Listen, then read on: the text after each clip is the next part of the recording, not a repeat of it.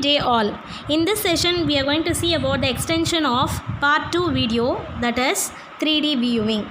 In part 1 video we have seen about the 3D viewing introduction. In part 2 video we have seen about the parallel projection and isometric projection. In this part 3 video we are going to see about perspective projection. In perspective projection, distance from the center of the projection to project plane is finite.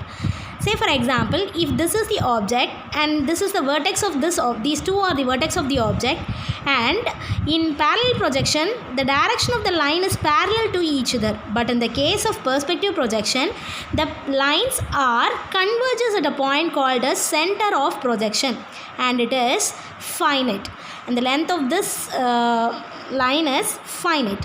The size of the object inversely varies with distance and looks realistic. For example, if we go on increasing the distance of the object from the view plane, the size of the object, if the distance gets increased, the size of the object will get decreased. Similarly, if the distance gets decreased, the size of the object on the view plane will get increased. It looks realistic.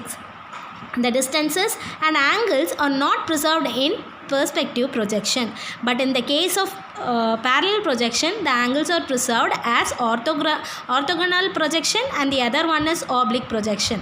In orthogonal, 90 degree of parallel projection is, that is line of incidence on the view plane, is used, and for oblique there are two different types, one is 45 degree and 63.4 degree is used. Converges at a single point in this perspective projection is called as center of projection or projection reference point. It is also called as projection reference point. There are three types of perspective projection. One is 1 point projection, 2 point perspective projection, 3 point perspective projection. 1 point perspective projection is simple to draw the projection. In 2 point it gives better impression of depth, and in 3 point projection it is most difficult to draw. For example, this is the perspective projection types and its view. This is 1 point perspective projection, and this is 2 point perspective projection, and this is 3 point perspective projection. In this case, either you may choose the x-axis or the y-axis, that is why it is 1 point.